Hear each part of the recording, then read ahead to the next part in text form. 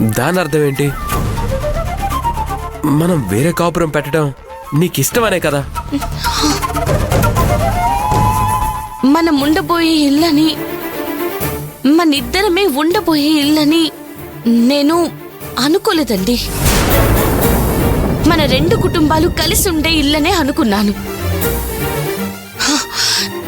నేను ఆ రోజు మావయ్య గారితో కూడా మనం అందరం కలిసి ఒకే ఇంట్లో ఉందాం మావయ్య గారని చెప్పాను.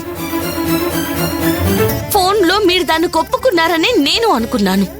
అందరం ఒకే ఇంట్లో కలిసి ఉందామని మీరు ఒప్పుకున్నారని నేనెంత హ్యాపీగా ఫీల్ అయ్యానో తెలుసా? మీ మనసులో వేరు కాపురం ఆలోచన ఉందని ఈ క్షణం వరకు నాకు తెలీదు. సరే, నీకు నా కండిషన్ గురించి తెలియదనే అనుకుందాం. ఇప్పుడు ఆ టాపిక్ మాట్లాడి మనం డిస్టర్బ్ అవ్వడం అనవసరం. రేపు ఫ్రెష్ మైండ్తో మనిద్దరం ఉండబోయే కొత్తింటికి వెళ్ళి పాలు పొంగిద్దాం, సరేనా? లేదండి, ఇది కరెక్ట్ కాదు.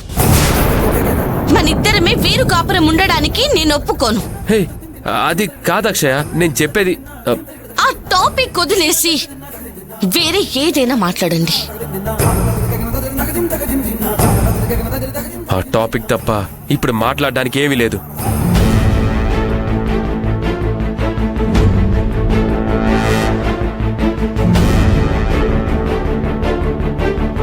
ఇంకా ఇక్కడే నిల్చున్నావేంటి?